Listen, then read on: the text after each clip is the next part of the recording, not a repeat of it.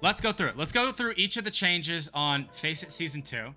I actually thought about DMing Vocus to see if I couldn't like have him on a call and we talk about this. I thought that'd be a funny idea. But I think he's offline right now. So we'll just do this fucking solo bolo. Yeah, that's a big one, Pulse. We'll go through it. So first off, season rewards are cool now. Season rewards before were mid besides the AK. I think these knives are actually kind of fucking sick. I like how they match the color of the rank that you're in, and so if you do get a high rank at the end of the season, you have the exact same item, but it actually just shows that you're simply better. I think the item's cool. That's nothing. I think the battle pass is actually the first real face it reward system that makes sense to me. You think those are terrible knives? I think they're pretty sick. I think the fact that they match the color of your rank is actually kind of cool. I think the battle pass is actually pretty cool. The missions never made much sense to me, and I pretty much ignored them after the first week. However, I think this battle pass is actually pretty cool. It's something that you can just passively earn on and start getting rewards. The amount of points that you get from it is actually significant. 750, 1500, 3000. I think those are actually pretty good. The knife's pretty mid. The AK is it's all right. I like the curve mag, but it's whatever. This face, blah blah blah. No one cares. Double KR boost. People pog. We like that. We love double KR here in this house. It requires premium. Interesting. I did not know that. Face it premium or Crunker premium? I imagine face it premium. Face it? Yeah. Okay. And that's something. Then you got to pay for it. But I mean, that's what most battle passes are. You pay. Rank dashboard improvements. I think this dashboard is automatically better than anything that happened. And the biggest thing that I want to draw attention to is this. This is huge. Specifically this. One of the biggest problems with the Face It weeklies that were on every region is that they were incredibly difficult to find unless you knew where to look for them. And this is coming from someone who spends easily an hour every single day combing through over 70 discords just for the inkling of a tournament happening, right? Typically I'm in discords before everyone else knows about them, like reaching out, finding people for tournaments, and it took a little bit for me to figure out how to find face-it tournaments. And so actually displaying them on the main ranked page will be absolutely huge. Having their own little slot right there, you can see it right here, right? Weekend weeklies. That's what it'll look like. It's actually just front and center. Wasn't there a Corsair tournament where like 2 people played? I have no idea. The Corsair tournaments are the KPL tournaments, and those have always had a few teams playing them.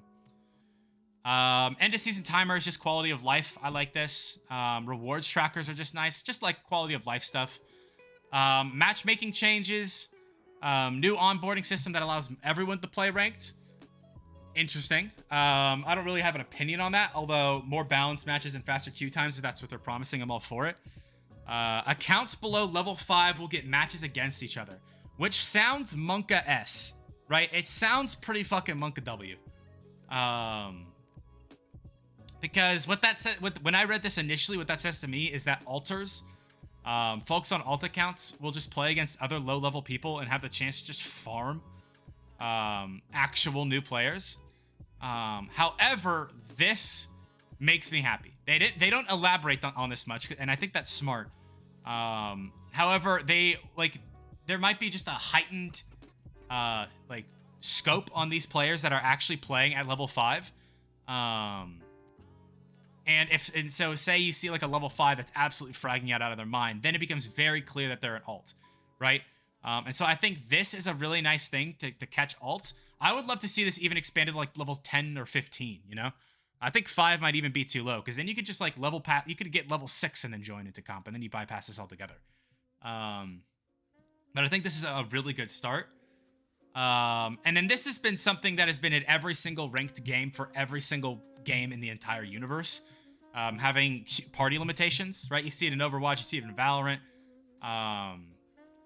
Not being able to actually to duo queue with people who are too high of a rank from you, overall positive, right? Climbing ranked leagues faster, going from 125 to 100 from 150 is very nice. What I would like to know personally is if you derank, what elo do you get sent to? Before you got sent to 100 elo, does that remain the same, or do you still get sent down to 75? It doesn't say here, but that's what I'm interested in. You got like 5 level 20 accounts that they need to make it 20. Yeah, like I would love to see that actually cranked up. 75, you already dropped. Okay, well thanks Apes for that for that info. Rest in peace, but thank you for dying for the information. Okay, then I'm still for that. 125 I think is good. Honest to God, it took so many wins to actually rank up. It was so painful. There's a master playing with a diamond. There's no skill diff that should be allowed. If you're talking about the party limitations, I'm sure like what they'll allow, if I were to take a guess what this is going to look like, is if you're gold 4, you can queue with people who are silver 4 and diamond 4, but you cannot queue with people who are bronze 1, or you can't queue with people who are diamond 3, right? You could probably queue with someone within 4 rankings of you, if I had to take a guess. You had a Face-It meeting today about Face-It tournaments. I think you might want to hear some of it. I'll get to it. We'll talk about that. I think I know more than you think. I think I know more than some. Climbing ranked leagues faster. We already talked about that. Elo soft reset, overall positive. I've said this for a while. I think one of the biggest problems that Season 1 had is that because so many people started playing so early, everyone got placed around the same rank, which made sort of that high silver, low gold a pretty much elo hell, where there were some players who very much deserved to be lower and stay in that rank because they would get carried, and then some players who really deserved to be higher stay in that rank because they would get bad teammates. But yeah, it's interesting. Not because everyone and their mama gonna be master. That's not true. You still have to win. What? So it just changes from, instead of winning 1, 2, 3, 4, you just have to win 5 games to rank up instead of 6, right? And so if you want to go from diamond to master, that's one less game you have to win. It's not that bad. It's not that bad. But this elo soft reset, this is something that we needed for a while. I think this will help players who are stuck in that elo hell get to their ranks closer. Like a nice little jump. You don't always get 25 elo. Yeah, like sometimes if your match is unbalanced. But yeah, I mean, it's the difference between a game or two if you're in diamond trying to get the masters, right? I don't think you're going to see an influx of masters. And even if there is an influx of masters, I think that's still an overall positive thing. Because even then, there can only be 10 masters in a region. And so it's still going to be high competition, right? It'll still be prestigious. Get 1,000 kills, my teammate gets 0, and we get the same elo. Exactly, right? Having that soft elo reset helps those teammates that get 0 get sent down to the rank they deserve to be, and the teammates that get 1,000 send them up to the rank they deserve to be. The soft elo resets actually fucking people bog. Hey Zorb, thanks for the raid, homie. How's it going? I'll catch you later, Kim. You too, homie. 10 last season. There were like 20 masters in Asia. Did they changed it? Oh, I thought it was 10. Maybe it's 20. I'm not sure. I know there's a limitation. Maybe I'm smoking weed. Elo revert functionality has been paused. Many of you have pointed out that it can give a more significant issue and lead to desync between your Elo and ranked. Interesting. Okay, so if you get so what this means is that if you get into a match with a hacker and they get reported as a hacker, you would normally get your Elo back, but you wouldn't get league points.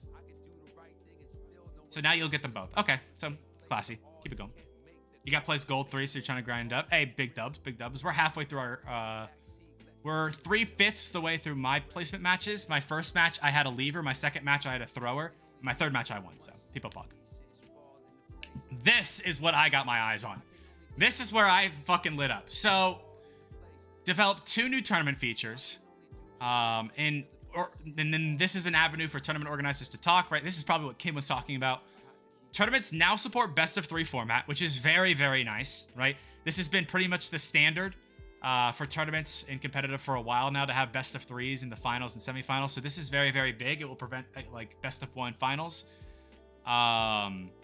And while they always supported this format, now you get to stay in game, and so it'll be a lot more seamless And so what this says to me is if this is integrated with different map choices, then you wouldn't even have to like start a new game.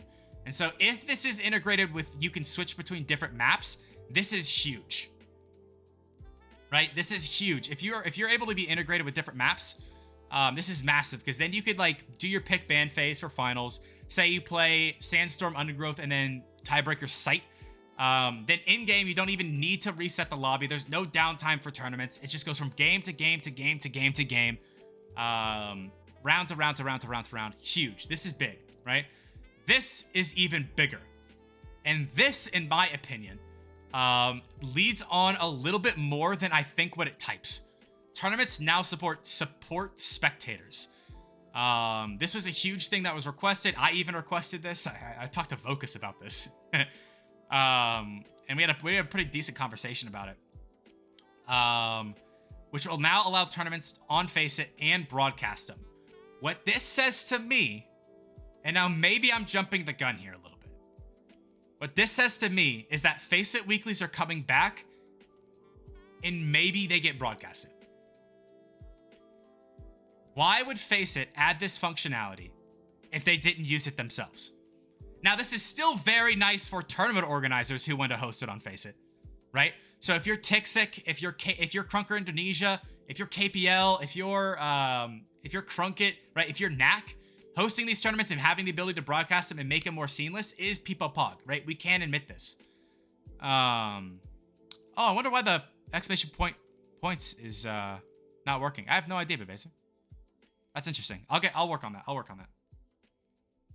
I never turned it off.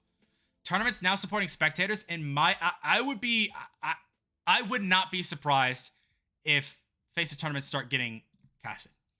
Because that was another huge thing, right? Not only were they hard to discover, but if you, like, a lot of people really wanted to watch them. And when FACEIT dailies happened, the players that streamed while playing them had serious viewerage because people just wanted to watch them being played. And so this was a easy move. Should have been done from day one. Glad it's in now.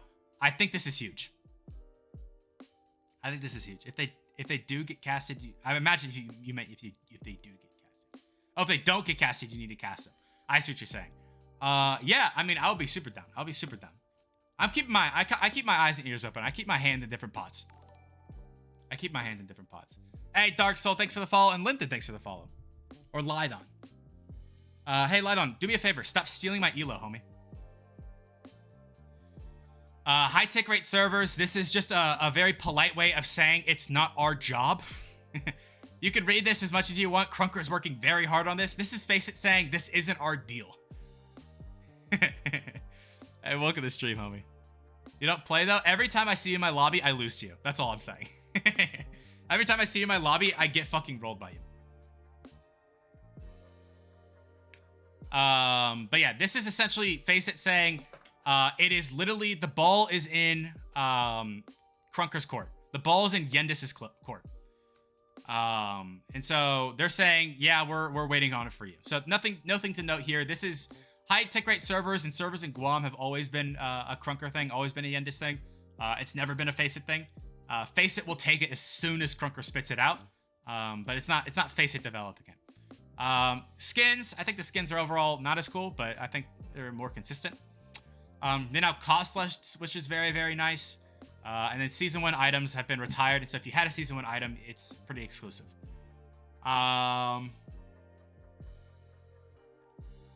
yeah, overall, I would say the biggest news here is this.